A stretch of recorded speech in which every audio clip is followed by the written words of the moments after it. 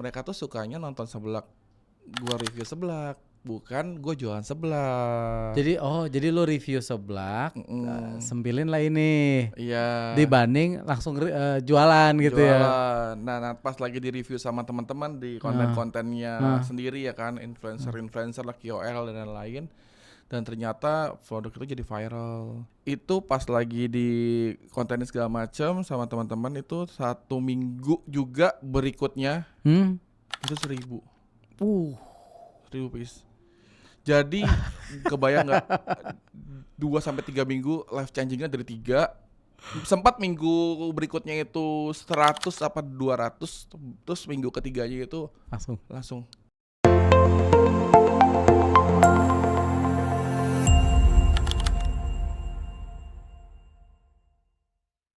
Banyak konten kreator viral, tapi cuma sedikit yang bisa mengubah views jadi bisnis nyata.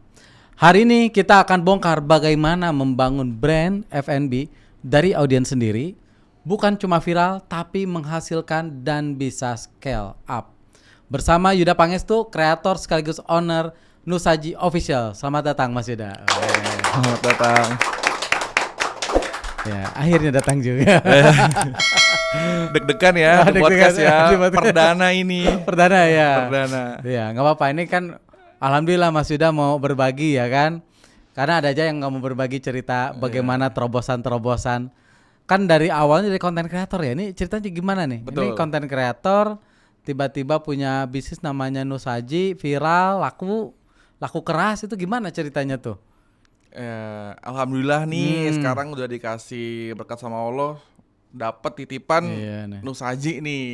Sebelumnya jadi konten kreator. Nah sebenarnya gue tuh bikin konten kreator itu berkecimpung itu dari tahun 2020 bulan Februari. Konten kreator 2000, berarti sebelum Covid persis dong? Sebelum Covid, persis plek. Iya dong. Bikin konten bulan depannya langsung Covid pertama. Betul. Tahu nggak yang viral gara-gara apa? Apa tuh? Kopi Dalgona. Kopi Dalgona tuh kayak gimana sih? Tahu nggak? Saya lupa, tapi dulu viral kan? Kayak gimana sih? Kopi Dalgona dia tuh es kopi, terus dikasihin gula aren gitu loh. Oh, itu. Saya tahu kopi Dalgona, cuman udah lama kali ya lupa kayak gimana. Zaman dulu tuh era-eranya es kepal Milo. Oh iya tahu es kepal Milo. Itu setahun sebelumnya es kepal Milo. Nah baru masuk itu es Dalgona Coffee itu benar-benar menjalar. Nah kita bikin hacksnya gitu. Waktu itu hacks es Dalgona Coffee cuma 6.000 apa 8.000-an gitu kalau. Oh iya, ada yang bikin hacks yang murah meriah gitu. Murah meriah. Pakai kopi brand yang sasetan gitu. Ya betul, pakai brand sasetan. Dulu emang udah jadi food blogger atau memang dulu belum ketemu tuh? Dulu sebelum Covid karena kerjaannya dulu di production house di perfilman. Pernah di perfilman. Betul, itu yang artis-artis kita dampingin itu. Zaman-zaman kita lagi jadi kuli film mah. Pernah nguli lah ya. Pernah nguli megang lighting, terus ngurusin operasi ngurusin alat-alat, nego-nego ke setting dan lain-lain. Kerjaannya gitu dulu. Kerja. Padahal basicnya IT ya, sama manajemen gak nyambung. Iya, dulu kuliahnya di situ. Cuman bosen kerjanya rutinitas. Pilihan kan. Pilihan. Karena emang dari dulu, dari ceritanya itu dari SMA itu udah seneng jualan. Oh jadi basic jiwa entrepreneurnya udah dari SMA. Dari SMA, betul. Karena pengen nambah duit. Kebetulan orang tua itu nggak kaya amat dan nggak miskin amat lah, sedang. Nah ini kan middle trap ini berbahaya ini. Mau kemana nih? Iya dibilang miskin enggak, tapi pengen. Nah teman-teman pada megangnya kan BlackBerry, ingat banget tuh kan handphone gituan. Wah kita pengen nih megang ginian gitu kan. Orang tua kan nggak mampu gitu kan dan lain-lain. Ya udah akhirnya kita jualin nasi uduk waktu zaman itu. SMA. Udah jualan nasi uduk. Datang subuh, kita packing itu dapat keuntungan lumayan setengahnya karena waktu itu SMA-nya di SMA yang bagus. Oh, di sekolah SMA bagus, tapi jualan nasi uduk. Nasi uduk. Karena orang tua sebenarnya SD SMP itu negeri. Karena ekonomi orang tua belum begitu Stabil. pas-pasan lah. Oh, di Nah, awal. waktu SMA ini gambling. Ah. Naik enggak. Nah, karena kan mental saya itu waktu SD SMP tuh main ya kan, namanya juga tidak diperhatikan guru. Iya. Satu kelas isinya 40 sampai 45 orang. Iya. Nah, jadinya ya udahlah kita suka-suka lah gitu kan. Kayak SMP yang sekolah-sekolah zaman sekarang kan ditanyain 8 kali 3 ada yang jawab 27 dan lain-lain ya. Iya. Ya karena emang Itu yang terjadi. iya.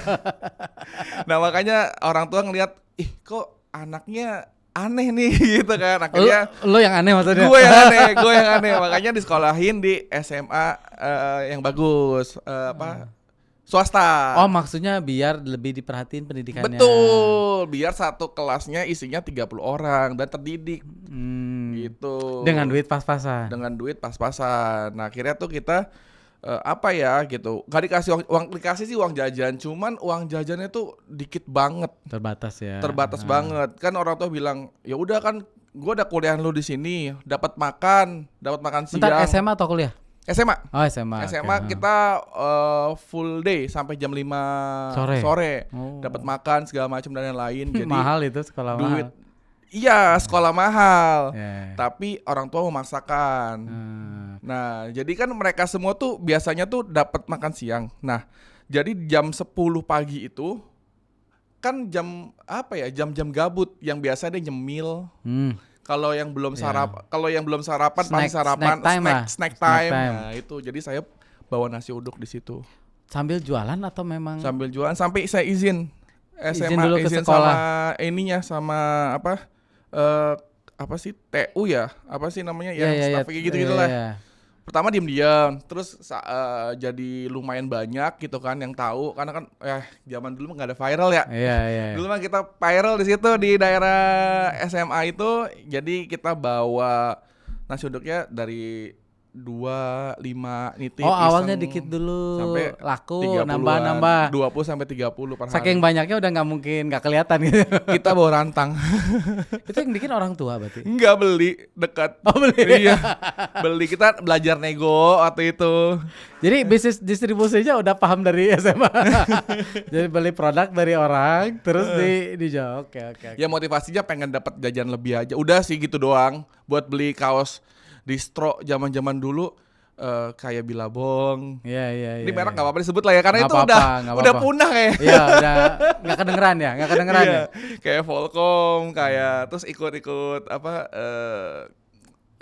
konser gitu-gitu. Jajan pakai tabungan sendiri. Nggak ada berpikiran investasi nggak ada. Itu pure emang pengen jajan aja udah. Oke. Nah, itu kan ketika SMA. Nah, jiwa itu terbawa sampai dengan sekarang. Nah, waktu ngonten, ini kan ngonten dari tahun waktu ketika COVID 2020 ya. Itu kan nggak langsung ketemu jadi food blogger ya. Betul. Nah, ketemu food bloggernya berapa tahun lalu gitu mulai ini ketemu nih gue nih winning kontennya gitu, itu gimana tuh? Karena saya kerjanya di perfilman, kita keliling-keliling kan, keliling-keliling. Oh. Jadi happy. Dulu sebelumnya gue kerja di e-commerce. Saya kerja di e-commerce 2 tahun, setahun sampai 2 tahun. Bosen di kantor doang. Jiwanya emang jiwa bebas ya, SMA ya jualan kan, ketemu sama ngobrol-ngobrol. Demennya ngobrol. Demennya kayak penasaran. Iya. Sharing-sharing gitu. Seru, eksplorasi gitu kan. Nah, nih Sobat Kang Ridwan, kalau ada kampus yang mengundang boleh juga ya? Boleh ya? Boleh. Colek aja. Boleh. Nah, terus tadi sampai mana tuh ya? Hobinya kuliner, keliling. Oh iya, keliling kan, kerjaan keliling dan lain-lain. Ya pernah kayak syuting film sampai ke Australia. Terus juga pernah ke Ambon, pernah ke Papua, Kalimantan dan lain-lain. Nah, dari situ kita ngelihat, wah ini banyak banget nih yang bisa dieksplor dari Indonesia. Plus waktu itu kan kita juga pernah kesempat ke Australia, terus ke Thailand segala macam untuk kebutuhan syuting dan lain-lain. kayaknya sayang banget nih kalau nggak didokumentasiin. Sekalian. Ya. Sambil menyelam minum air ya gitu ya. Karena dulu kan formatnya belum video, jadi kita foto-foto. Oh seriusan? Dulu bikin kontennya tapi rajin, tapi bentuknya masih foto dulu. Foto nggak rajin juga sih Pak. Jadi setiap syutingan aja kita mah. Kalau ada callingan syuting, ada diajak tempat makan. Ya biasanya sih setahun itu syuting film itu berapa ya? 5-8 lah ya. Jadi gitu, destinasinya beda-beda. Iya. Kayak misalkan ya kalau dulu mah waktu kuliah kita pengen ke ada tuh wisata yang paling indah di Manado, Taman Bunaken. Itu waktu dulu kayak mahal banget. Terus kayaknya nggak kapan kesampaiannya gitu. Terus pas lagi kerja di film, kesampaian. Kita syuting di Taman Bunaken. Sekian jalan-jalan. Jadi sekian jalan-jalan, kita sharing. Terus teman-teman iri kan, wah gila lu kok bisa sih di tempat-tempat wisata yang mahal-mahal ya. Terus kan kita kan gak mau buka dapur ya. Jadi buat teman-temannya yang baru kedengeran barusan ceritanya. Jadi dulu tuh keren karena dapurnya aslinya kerja. kerja. Kita nguli Pak. Temennya pada komen lu anak orang kaya ya. Bener-bener kita nguli. Orang taunya kita atau gue ini orang ada gitu. Sebenarnya enggak. Waktu kayak di luar kota, luar negeri zaman itu kita tuh bener-bener kerja perfilman. Kalau orang yang tahu penontonnya podcast tahu kerja di film itu dari jam 8 sampai jam 2 sampai 3 pagi, Pak. Dan itu selama syuting ya, periode syutingnya bisa sampai dari 28 sampai 28 sampai 45 hari tergantung kebutuhan syutingnya. Kalau rata-rata di film yang kita ikutin ya, kita kerjain. Nah, gitu. Jadi stripping gitu ya. Berapa satu hari langsung? Satu bulan. Biasanya dikasih per sesinya itu istirahat. Misalkan 3 hari kita syuting, misalkan 12 hari di Jawa Tengah atau sisanya tuh di mana gitu. Jadi langsung long gitu. Nah itu kan masih konsisten konten juga ya. Cuman tadinya kan foto. Nah Winning pas mulai ketemu, ini gua kok di kuliner gitu ya. Pas COVID banget itu. Oh dari COVID. Berarti dari awal konten dong kalau gitu. Iya. Maksudnya kan 2020 Februari kan. Betul. Mulai konten. Berarti gak lama dari situ udah ketemu nih. Oh gua di kuliner gitu. Betul.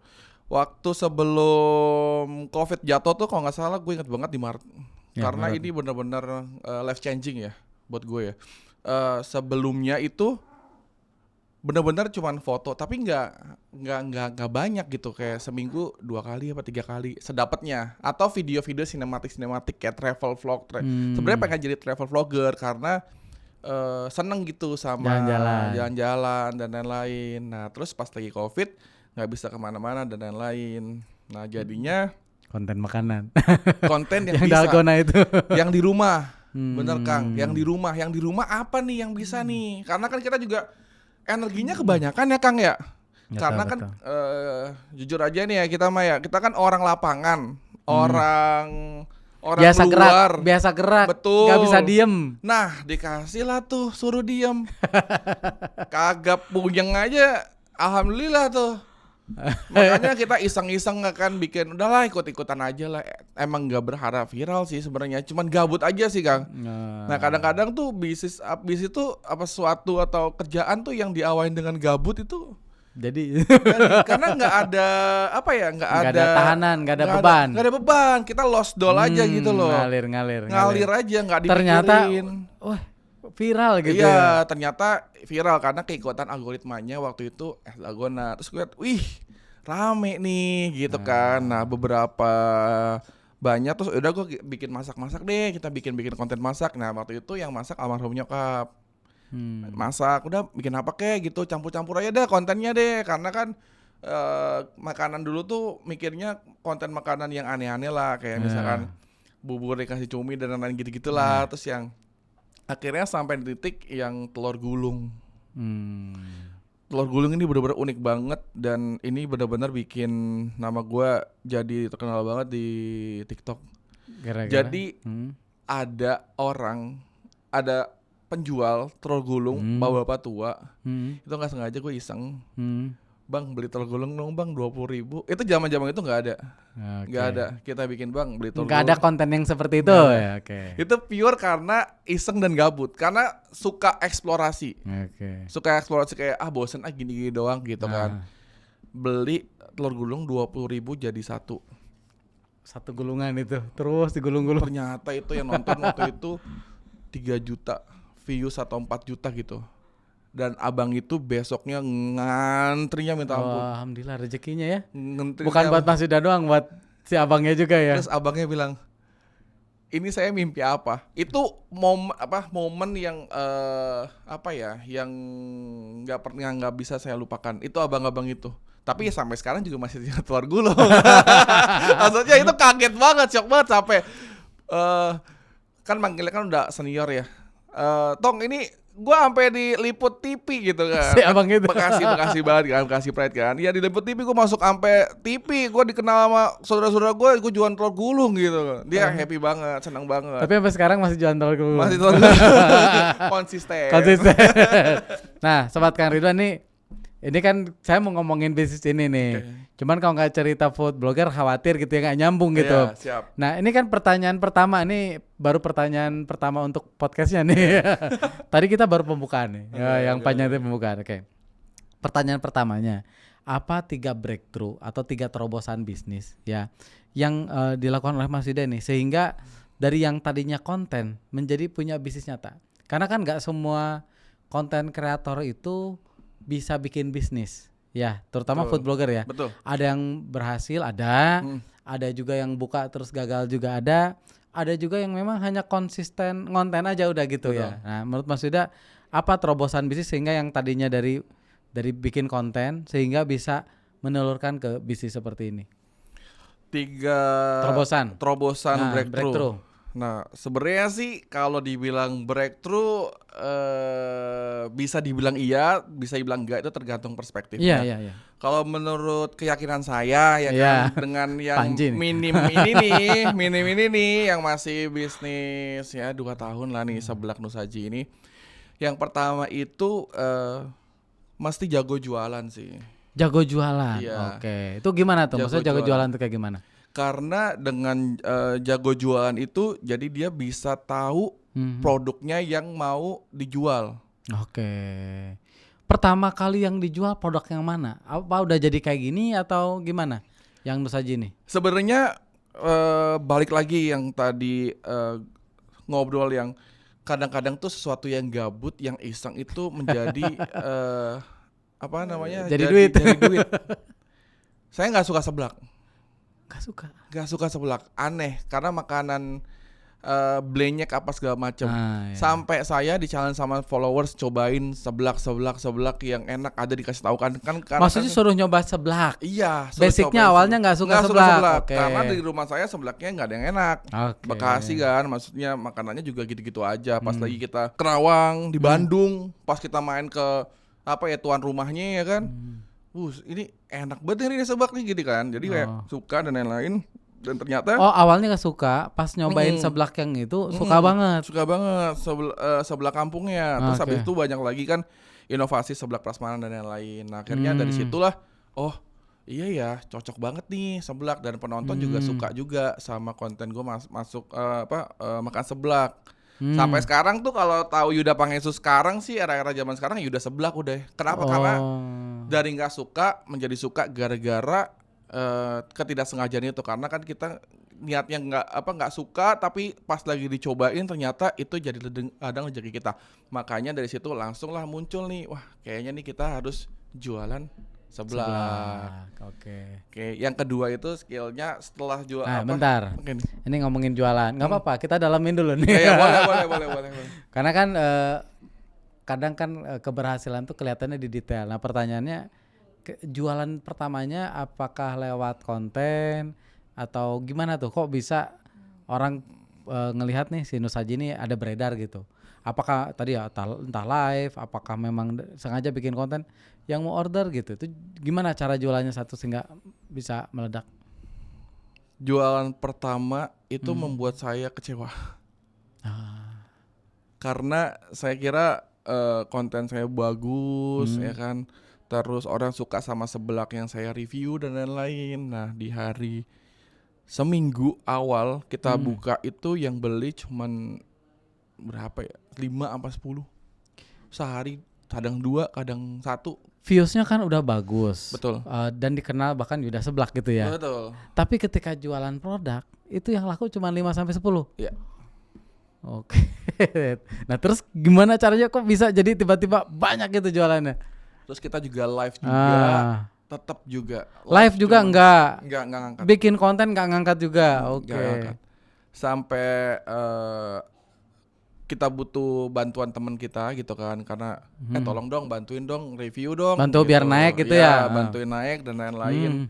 Nah, akhirnya dibantuin review itu udah mulai tuh muncul dan langsung tahu feedbacknya. Oh, ternyata mereka tuh sukanya nonton seblak gua review seblak, bukan gua jualan seblak. Jadi lo review seblak, sembilin lah ini. Iya. Dibanding langsung jualan gitu ya. Nah, pas lagi di review sama teman-teman di konten-kontennya sendiri ya kan, influencer lah, KOL dan lain-lain. Dan ternyata produk itu jadi viral. Dari 20-an seminggu. Oh, 20 seminggu awalnya. Awal buka.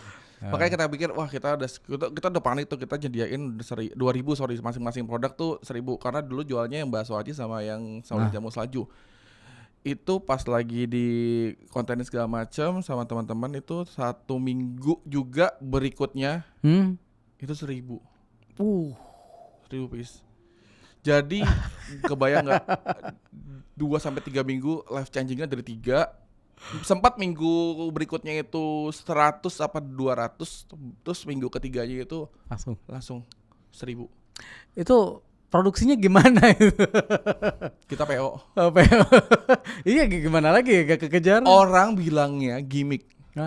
Enggak, Pak. Emang asli kan? Asli. Kita keteter. Iya kan baru kan gitu. Kaget. Karena mungkin di review sama teman-teman di online di kontenin jadi viral dan lain-lain gitu juga. Jadi juga terus juga ada orang namanya sebutnya sekarang apa sih yang kayak orang random terus bikin konten sendiri nggak dibayar, namanya apa sih itu? UGC betul. Ya. UGC-nya banyak.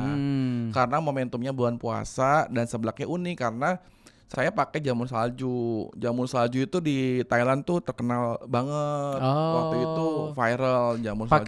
Pakai kombinasi item yang lagi viral dikombinasikan di produk dengan seblak. Seblak tradisional, yang tradisionalnya kita punya makanan dari Jawa Barat nih, terus dikombinasiin viral gitu. Jadi meledaknya benar-benar meledak banget. Padahal harganya juga menurut saya lumayan agak mahal. Di atas standar rata-rata seblak gerobakan lah ya. Iya, karena kita juga masih belajar. Bukan karena kita pengen untung banyak, bukan. Karena nanti takutnya kita masih belajar kan setahun. Karena kan kita ini benar-benar ngerintis, bukan kerja sama orang, sama partner atau yang gede gitu kan, apa investor. Ini kita benar-benar ngerintis sendiri. Perintis ya, bukan pewaris. Perintis, lebih ke penglaris kayaknya. Bukan pewaris lagi, penglaris ya. Ya jadi kita ngerintis, kita bikin sendiri. Jadi pelan-pelan gitu, dari ngulak sendiri dan lain-lain sampai kita sekarang sudah vendor. Kita kewalahan banget. Sampai sekarang. Awalnya ngulek sendiri. Iya. Awalnya ngulek, Mbak yang ngulek. Mbak yang mana dulu yang ngulek nih? Mbak rumah. Oh beneran Mbak rumah. Maksudnya emang nggak ngulek, nggak ngalamin ngulek. Nggak bisa ngulek. Nggak bisa ya. Ngulek bisa tapi nggak jago lah. Iya. Yang penting kita tapi cobain. ngalamin kali ya, masukin ke kemasan awal-awal gitu ya. Kan masih dikit gitu kan. Kalau ngerintis. Kalau sekarang berapa ribu kirim? Berapa mobil gitu. Ya jadi artinya buat sobat Kang Ridwan di rumah ya, artinya ketika mencoba sesuatu tuh jangan menyerah ketika jualan itu ya. Tadi kan sebetulnya sama-sama konten, cuman satu konten jualan, yang satu tuh konten review ya. Ternyata beda hasilnya gitu. Artinya ketika di cara satu belum berhasil, cobalah cara lain kan seperti itu. Betul, mungkin gitu ya. Betul. Oke. Nah breakthrough yang kedua apa?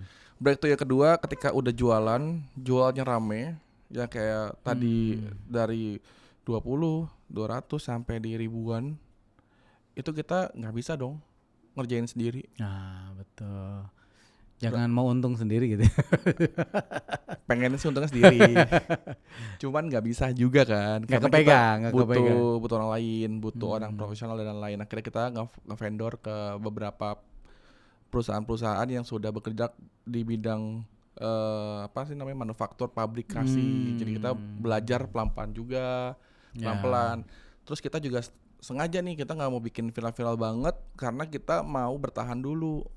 Jangan sampai nanti viral. Karena kan gue kan food vlogger. Selama setahun itu beberapa yang udah pernah kerja sama kita itu banyak yang udahan karena ya baik lagi viral belum tentu laku. Iya, Belum betul. tentu terkonversi ke jualan.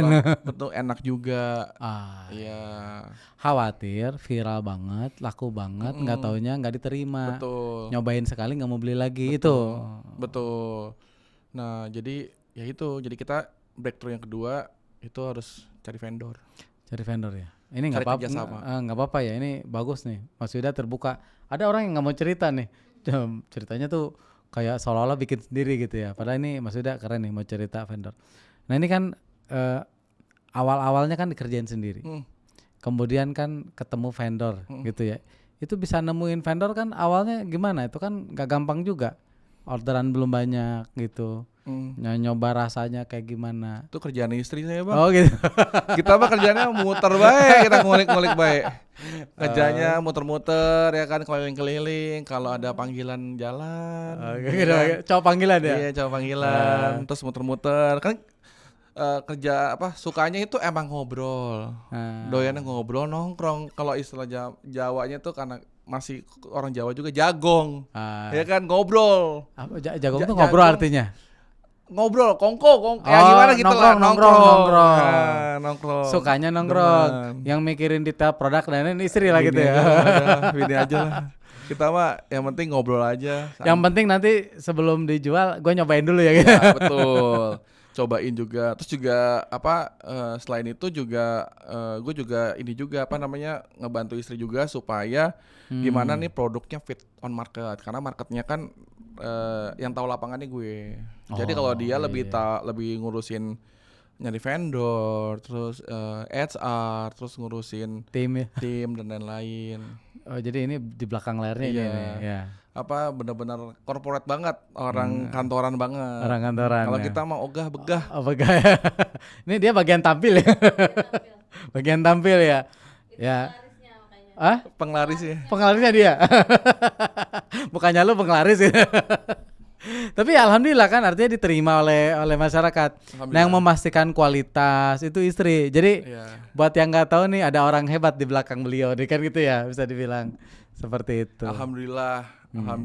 Itu juga awal-awal konten juga dibantu sama dia. Oh, yang kameramen. Oh, yang nggak pernah muncul. Yang nggak pernah muncul awal-awal. Awal-awal. Kalau sekarang mah perlu muncul ya. Perlu muncul. Iya, ini udah sering muncul. Sekarang mah gini kan, ini laki gue. Gitu ya, Mbak. Ini laki gue nih. Karena udah makin terkenal nih perlu dijagain ya. Gitu enggak, Pak? Oh, enggak. Aman insyaallah. Nah, ini kan tadi ya, yang kedua tuh kan artinya vendor. Jadi vendor tuh sama istri dicari mungkin standar kualitinya yang bagus dan lain-lain. Memang dari awal itu kemasannya udah kayak gini ya, dibikin rapih kayak gini.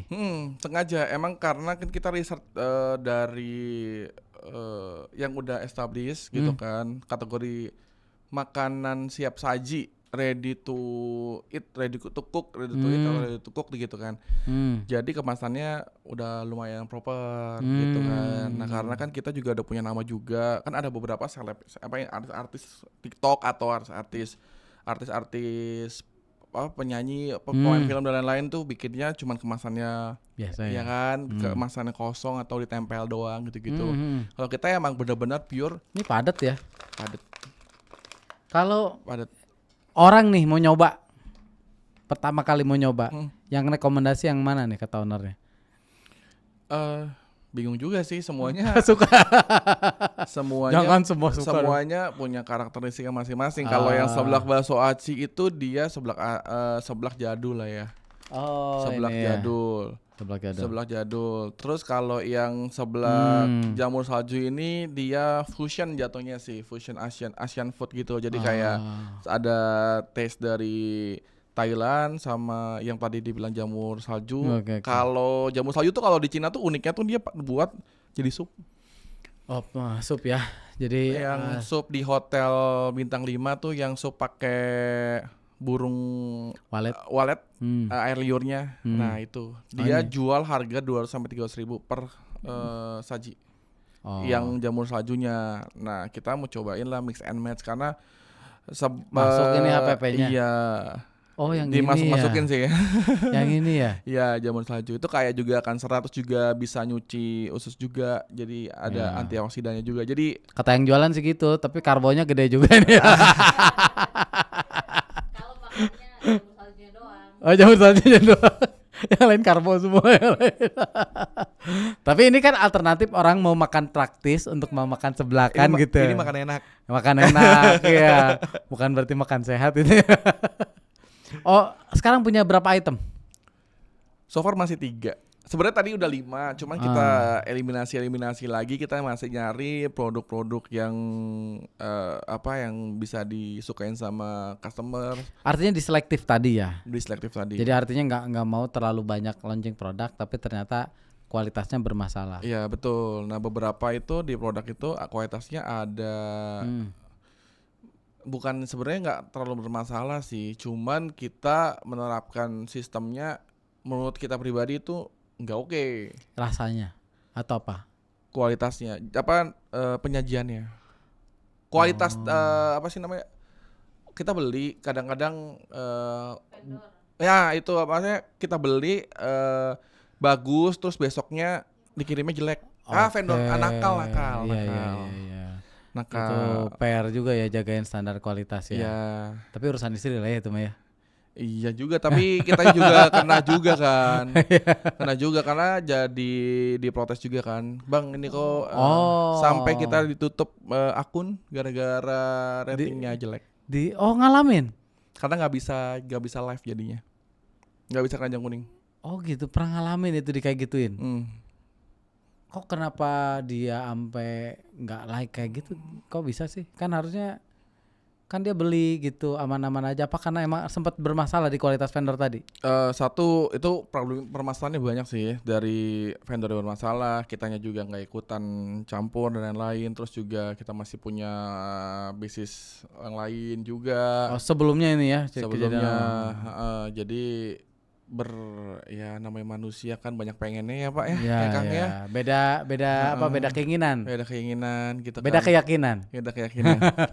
Jadinya keteteran segala macam dan lain. Jadinya kan timnya juga handling tokonya juga kurang bagus dan lain-lain. Terus juga kita nggak baca rules ini yang term and kondisinya syarat-syaratnya panduan guideline-nya guideline community guideline. Iya. Jadi ya beberapa segala macam akhirnya hilang tuh. Itu berapa followersnya? 20.000 atau 30.000. Artinya ngalamin hal seperti itu ya. Itu kan kita ngomongin bisnis ya. Bisnis itu kan ada resiko gitu. Cuman waktu lagi belajar ada kejadian kayak gitu, sekarang udah dijagain lah gitu ya. Sempet salesnya hilangnya gede banget itu. Gede banget, sama satu akun sendiri gitu kan. Satu akun gede yang udah konsisten menghasilkan uang. Gara-gara di-report jadi bermasalah. Jadi hilang. Jadi dari situ kena juga, terus dari vendor juga bermasalah, terus juga dari customer COD nggak dibayar kadang-kadang. Jadi semuanya ngumpul, makanya setahun ini ya banyak belajar sih. Ya untung masih belajar sih. Iya, ini kan masih panjang prosesnya. Ini udah 2 tahun tapi ya berjalan ya? Baru 1 tahun. Setahun ya, baru setahun. Oke. Genap sekarang setahun nih. Persis setahun. Setahun bulan Februari. Tapi akan launching produk baru lagi kan tentunya. Akan launching produk baru lagi. Oke. Nah, tadi breakthrough yang kedua, yang ketiganya apa? Yang ketiga setelah bisa jualan udah oke segala macam. Breakthrough yang kedua kalau udah rame bisa cari partner atau vendor yang mau bareng. Yang breakthrough yang ketiga kita pencatatan. Jadi notes kayak ada beberapa yang kayak misalkan produk ini wordnya di sini, terus kayak kekurangannya apa. Nah kita sih sebutnya sistemnya sistem kita pribadi, bukan yang sistem yang skala korporasi, enggak. Sistem yang berjalan sekarang, yang apa sih namanya, UMKM. ya kita aja yang ngerti lah. Ya. Si ownernya aja lah dengan kekurangan dan kelebihannya sendiri gitu kan. Nah makanya kita merapat nih ke Kang Ridwan nih buat belajar nih. Siap, kita nanti lanjut itu. Kita mau belajar. Nah yang ketiga ini kita buat sistem. Jadi dari kita harus tahu nih detail SOP-nya, terus juga the way of business-nya tuh ngapain aja sih sebenarnya, terus target marketnya itu siapa. Nah terus juga kayak beberapa kali kan namanya kita sebenarnya launching itu seblak ini target marketnya itu Jabodetabek dan Bandung. Ternyata banyak di luar Jabodetabek dan Bandung. Target awalnya tuh Jabodetabek dan Bandung. Betul. Ternyata ketika dijual marketnya luar menerima. Sumatera, Sulawesi, Kalimantan, Papua juga ada. Yang mana di sana kayaknya belum ada seblak gerobakan ya? Ongkir 50.000 digas. Iya, luar negeri dan lain-lain. Reseller luar negeri. Baru reseller. Karena kita belum BPOM, tapi kalau halal sama PRT semuanya sudah kita urusin segala macam. Iya. Ini nanti kalau bisa dijual di luar negeri juga nih, belum ada tuh yang jual seblak gitu. Cuman perlu mengedukasi dulu seblak apa nih katanya. Iya, betul. Masih panjang lah, tapi kita optimis sih. Sebelah kemarin kan pernah jadi viral ya di Thailand ya. Jadi kan Indonesia dulu pernah viral makanan tradisionalnya itu rendang. Iya, diklaim sama luar. Iya. Terus? Iya itu deh tetangga kita dah negaranya tuh. Iya. Terus es cendol juga dari luar juga, malah dari kita juga kan. Nah jadi dengan gue punya followers yang lumayan banyak, terus juga gue ya tinggal di Indonesia dan gue masih bangga dengan negara ini, negara tercinta Indonesia. Bukan kok masih sih, selalu. Bisa berubah berarti. Ada sesuatu nih kayaknya nih. Nah, jadi kita mau mengenalkan seblak ini makan dari Indonesia, tradisional dari Indonesia. Go internasional. Karena di luar negeri semua udah mainnya udah gila pak. Di Korea terkenal makanan yang rakyatnya loh, topoki itu makanan orang miskin pak, cuman ada di pinggir-pinggir jalan. Iya makanan gerobakan mungkin bahasanya gitu ya. Tapi sekarang topoki di mana-mana, restoran. Iya restoran. Di Indonesia ya terutama ya. Iya. Di mana-mana ada. Terus ada lagi dari mana ya? Jepang ramen. Mie kan, udon itu. Dulu kan di sana makannya kan sehat-sehat, Pak. Tepung juga. Iya. Thailand tuh apa ya? Bukan yang tepung, ada tuh. Thailand. Lupa nanti tinggal komen aja deh. Ada di Thailand. Vietnam ada tuh Vietnam, po. Po ya. India apa India? Panipuri. Panipuri ya. Jadi makanan rakyatnya yang belum terkenal. Indomie, saya bukan nggak apa-apa. Di Nigeria, diakui negara di Afrika jadi makanan pokok. Iya. Bahkan diakui miliknya negara sana ya. Iya, negara si Nigeria ini. Iya, padahal tulisannya Indo. Nah, bahkan fun fact-nya waktu gua traveling ke Afrika, ke Uganda itu banyak loh makan Indomie loh. Indomie itu selalu ada. Oh, jangan-jangan harus dijual ke sana dulu kayaknya, lebih cepat kayaknya. Iya, dan porsinya juga gede. Oh. Porsinya lebih besar. Jadi ya versi jumbo, tapi dia jual satuan. Di Afrika. Dan di sana lebih laku versi jumbo berarti. Iya, karena porsinya gede-gede. Sekali makannya tuh porsi, kalau di sini mah porsi kuli kali ya. Iya. Banyak banget itu Portugal, porsi tukang gali ya. Nah, jadi sebenarnya misi kita pribadi, aku pribadi pengen kenalin seblak ini punya dari Indonesia. Jadi ada identitas baru. Kalau rendang kan itu yang high class-nya. Berarti ini perjuangannya masih panjang nih ya. Panjang. Kita pengen kenalin Indonesia punya seblak. Karena di sekarang masih belum banyak kan, belum ada di beberapa tempat di Indonesia yang standar seblak itu seperti apa sih. Baru terkenalnya masih jago kandang. Iya, Jawa Barat. Akang kan Jawa Barat kan? Iya, masih jagoan di Jawa Barat. Ya, kalau di Indonesia. Sukabumi saya kadang beli seblak juga kan. Enak ya, comfort food kan? Iya. Apa ya? Sebenarnya rasanya itu enak, nggak bisa dibilang enak, nggak bisa juga dibilang nggak enak. Yang paling penting itu memorable. Entah. Jadi kalau udah makanannya masuknya memorable itu masuknya identitas. Jadi kayak kita keluar aja, wah. Iya. Luar negeri kalau nggak pakai sambal gimana, Kang? Kurang lengkap. Iya kan? Kalau keluar, kalau nggak makan perbubukan dari Indonesia deh, Iya, bubuk repot. cabai yang ada di Indonesia aja nggak kemakan kan? Ya kayak pernah ke Filipina ya. Filipina itu kan makanannya tuh gak ada sambal di Hambar. sana tuh. Iya, saus tomat gitu. Saus tomat. Iya, beli fried chicken tuh sausnya saus Saus tomat. tomat. Gimana? Gak enak. Sampai beli sengaja. Kebetulan ada yang jualan orang Indo lah. Nah, di channel temen gitu orang Indo sambal ABC gitu. Sambalnya gitu kan kalau cuman saus tomat tuh nggak jelas gitu buat saya gitu ya. Jadi ya emang sih jadi ada apa ya kecocokan lokal kita kayak gimana. Dan harga berapapun pasti bakal dibeli. Hmm, Kalau udah cocok. betul. Ya itulah kalau makanan ini ya. Tapi emang kalau bicara punya potensi ya. Apalagi nanti ini kan kalau udah bisa dikemas kayak gini pengiriman jarak jauh bisa. Dan mungkin nanti ada produk yang bisa tahan lama juga ya. Iya, Wah, insya Allah ya. Insya Allah. Mudah-mudahan bisa makin nyebar lagi. Nah sekarang ngomongin tadi saya keinget nih. Ini teknik jualannya gimana sih? Kok bisa konsisten selama setahun ini? Kan ada nih yang orang tuh jualan udah gitu ngilang lagi gitu ya. Ini kok bisa bagus teknik jualannya kayak gimana? Apakah misalnya selalu live? Apakah memang gimana lah? Jawaban Market paling plus. simpelnya karena kita pengen untung, Kang. Nah, Akang harus tahu banyak bisnis yang nggak pengen untung karena dia cuma suka. Jadi Karena tujuannya itu nyari seneng-seneng. untung. Ada juga bisnis yang cari seneng-seneng. Nah, Gue happy nih punya bisnis. ya. Kalau kita emang fokusnya nyari untung. Ah, Jadi segala permasalahan dengan strateginya itu kita gaspol sih. Kita gaspol. berarti sih. live jalan Live jalan. sebulan berapa kali? Sehari 4 jam. Sehari Senin 4 jam. sampai Sabtu. 4 sampai sekarang udah tim.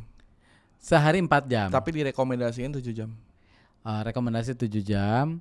Dulunya awal-awal selalu join, sekarang selalu tim, tapi sesekali ada masuk. Di payday. Oh, PD. Momen tertentu yang ada target tertentu baru Target masuk. tertentu. Kalau PD itu kayak gimana sih? Payday itu di periodenya di tanggal sekitaran tanggal 25 sampai tanggal kembar. Maksudnya tanggal 25 25 di bulan tersebut atau sampai 11 22 di gitu. tanggal kembar.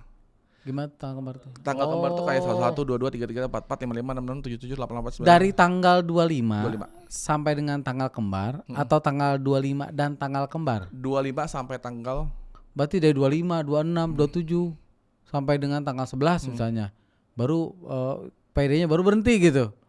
Artinya banyak promo gitu. banyak promo. Nah itu promonya itu di promo sendiri atau disubsidi sama platform? Kita ikut program dari si e-commerce-nya. Terus juga kita disupport banyak banget kayak voucher, kayak apa dan lain-lain. Dari si e-commerce? Dan lain-lain e-commerce segala macamnya.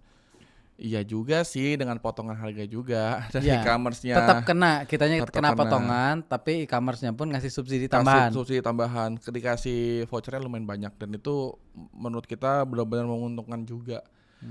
Ya orang-orang pada bilang potongannya gede.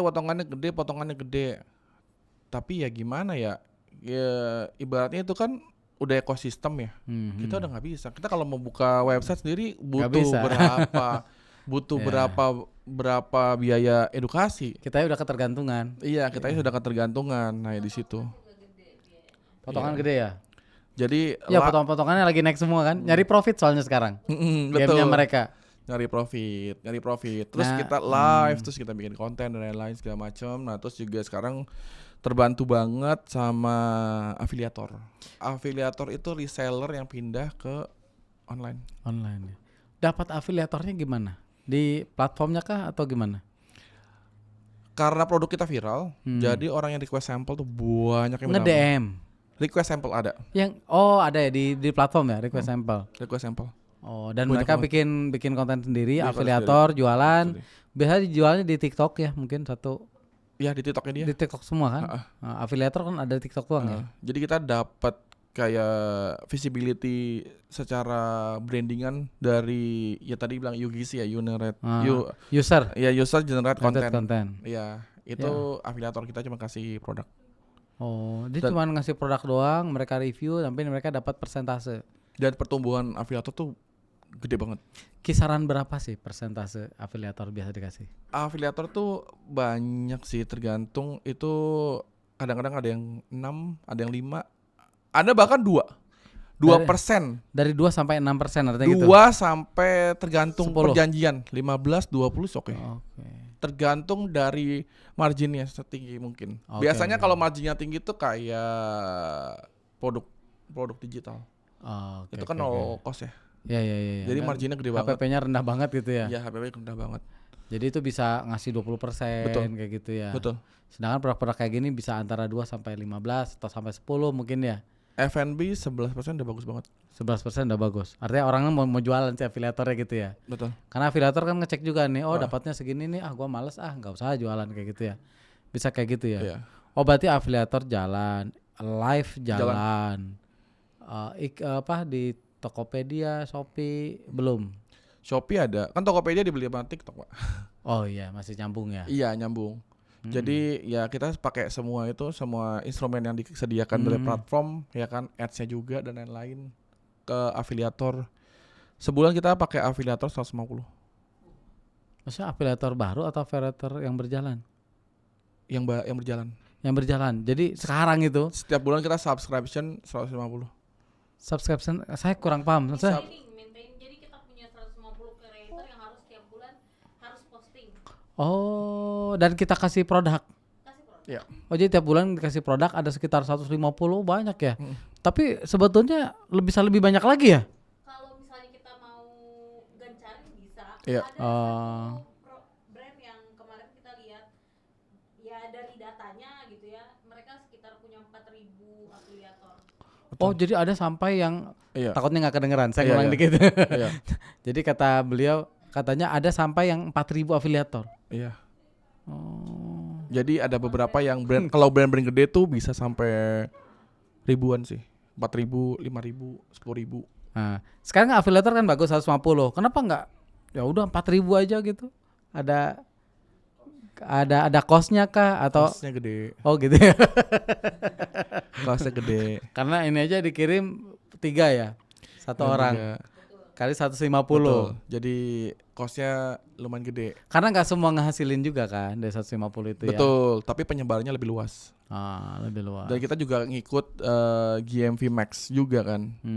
Jadi JMP Max tuh kayak gimana? GMV Max itu dia kayak apa ya? Kayak algoritma sendiri dari advertising dari TikTok or dari Shopee dan lain-lain yang setiap kita beli abis itu disebarluaskan lagi. Dan itu sekarang kayaknya udah fitur wajib ya untuk jadi toko, karena kan online commerce ini lagi pada pengen dapet duit ya. Iya, cari duit sekarang ya. Iya, cari duit. Jadi seller lumayan diperes sih. Pada ngeluh kan itu di internal teman-teman seller juga lumayan sih. Sama hampir all platform gamenya udah platform. berubah. Dulu kan bakar duit Yes. platformnya. Bakar duitnya udah selesai. Sekarang cari profit gamenya. Sekarang saya profit. Bahkan belum profit katanya nih. Gue cari duit tapi belum profit. Kan Betul. banyak platform kayak gitu juga ada gitu. Betul. Jadi mereka ya diperes seller mau naikin harga galau gitu kan. Iya. Takutnya customernya lari gitu kan. Itu PR tersendiri tuh. Betul. Kalau dari keseluruhan omset itu sumber terbesar dari mana? Apa dari live kah? Atau dari tadi afiliator kah? dari keseluruhan yang paling gede karena kita fokusnya di konten, storytelling dan lain-lain. Yang paling gede dari afiliator. Afiliator. Oh, gitu ya. Jadi memang afiliator ini ngebantu, cuman memang cost-nya juga tinggi gitu ya. Jadi emang perlu berhitung di situ Betul, ya. perlu berhitung. Itu kan ada afiliator yang dikirimin secara sampel doang gratis, ada juga yang afiliator dengan jumlah followers dan tingkat engagementnya yang gede, yang besar. Ya KOL similar afiliator lah. Ini tahu-tahu gini nih ceritanya gimana? Kok bisa tahu gitu? Maksudnya kan ini kan food blogger kan? Sebenarnya nggak tahu. Tiba-tiba jualan gitu. Sebenarnya nggak tahu banyak. Cuman gara-gara baik lagi visionnya kita pengen untung. Jadi cari cara biar untung gitu. Iya betul. Jadi kita benar-benar sacrifice banget gitu kan, sampai di fase tidur cuman dikit banget, cuman 4-5 jam sehari buat belajar the way of businessnya gitu. Jadi nggak cuman kita jualan bikin konten, dan ternyata kalau secara natural doang jualan konten itu nggak bisa ya. Nggak bisa. Seberapa banyak artis makanan yang bangkrut? Ya, banyak banget. Banyak banget. Bahkan ya influencer pun kan banyak buka bisnis tapi nggak lama tutup. Betul. Banyak. Artinya nggak gampang untuk mempertahankan customer ya. Nyobain oke. Betul. Viral nyobain, kemudian kualitasnya ternyata nggak sesuai dengan harapan pemirsa. Cobain kok gini gitu. Nggak beli lagi, itu emang PR tersendiri. Betul. Ya. Nah sekarang nih kan Mas Didan ini kan kita ngomongin awalnya itu kan dari konten kreator ya. Ngebayangin nggak bisa mengkonversi menjadi pembeli gitu? Kan tadi caranya itu adalah dengan cara bikin konten. Kan kenyataannya nggak gampang ya untuk mengkonversi nih. Ini kan followersnya banyak banget kan di Instagram. Ada berapa followersnya sekarang? 700-800 ribu ya kalau nggak salah. Di Instagram kita 700 ribuan, di TikTok 4,7. Iya, banyak banget TikTok. YouTube 2 juta, Facebook 300 ribu. Yang konversi terbesar ke omset? Kalau posting gitu sesuatu. Kan dicoba kan? Di Instagram pernah nyobain dulu, di TikTok juga pernah nyobain. Yang terkonversi ke omset yang mana yang? Paling besar di TikTok. Di TikTok. Karena kita gedenya di TikTok. Oh iya, karena target marketnya juga bisa jadi di TikTok ya. Tapi nanti by data bakal shifting ke Shopee. Oh gitu. Udah mulai bergeser. Sudah mulai bergeser. Karena yang repeat order pasti ke Shopee. Hah? Oh, orang udah beli nih di TikTok. Mau beli lagi, bukannya Shopee gitu? Iya. Oh gitu. Karena udah Kang Ridwan belanja di TikTok ke Shopee? Saya di TikTok, Tokopedia biasanya. Tokopedia. Sekarang di TikTok. Ya antara TikTok sama Tokopedia banyaknya. Oke. Karena sebelah ini kita 75% cewek. Oh. Bahkan di akunnya Shopee dong. akun kita aja, akun Nusaji aja nih, ini 85-90% demografiknya. Oh cewek. Iya, ya udah betul marketnya di situ. Iya, jadi Tokopedia kan banyak yang laki-laki kan. Betul. Saya pribadi juga kalau pesan juga di TikTok, Tokopedia. Bisa gitu Karena gimana ya? Ini laki-laki secara ini ya. Elektronik soalnya. Orang-orang tuh interface-nya beda. Interface-nya lebih enak Tokopedia ya kalau buat saya. Buat cewek interface-nya cewek. Tuh, laki-laki ya.